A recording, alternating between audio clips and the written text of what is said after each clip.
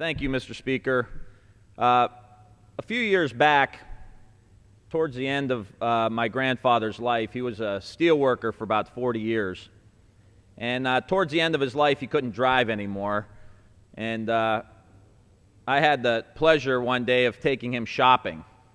And in Ohio, and in where I come from in Niles, shopping is an art form. So we had to go to a certain place for the meat, and a certain place for the cheese, and a certain place for something was on sale somewhere else.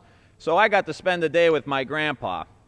And we had to go and get something, and he said that we should go to a certain store. And I said, well, Grandpa, you know, Giant Eagle's right here. We could just go right here. He says, we can't go there. I said, why not? It's right here.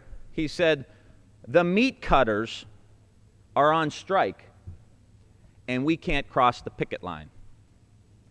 He didn't go to Giant Eagle out of respect for the worker, out of respect for the situation that those workers were in at that grocery store.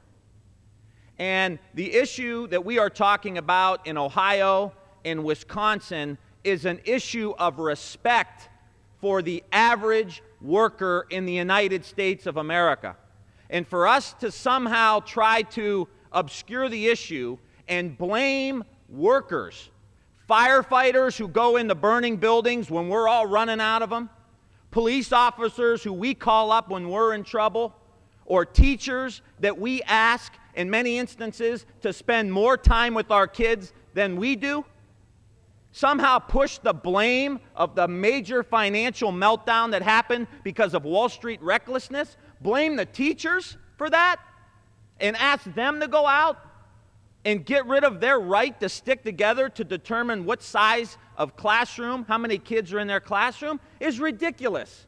And at the same time, in Ohio, we have the top person who works for the current administration get a $40,000 pay increase from what the last governor was paying, and the secretaries and the people in the mailroom get a cut. And the firefighters and the police and the teachers get a cut. While all this is going on in Ohio, they want to cut the estate tax for the wealthiest people who live in the state of Ohio and ask the teacher to make the sacrifice. This is disrespectful and unfair to the workers in the state of Ohio.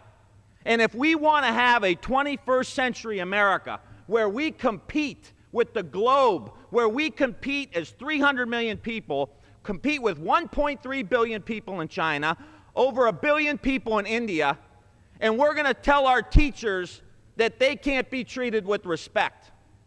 How are we going to get good teachers to come into the teaching profession when they're going to be the foil for all of problems we have in our country?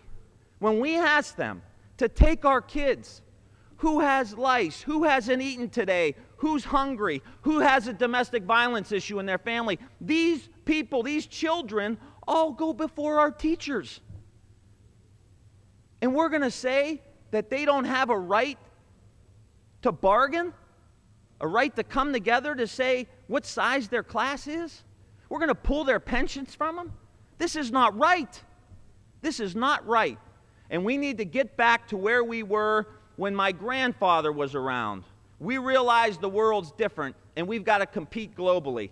But the issue is, are we going to respect work in the United States of America? Are we going to respect the workers in the United States of America, while all these fat cats have gotten off scot-free? And we turn around and tell the workers in Ohio and Wisconsin and Indiana and the Big Ten Conference, you got to take the hit. It's unfair, and it's disrespectful, and it is not an American value.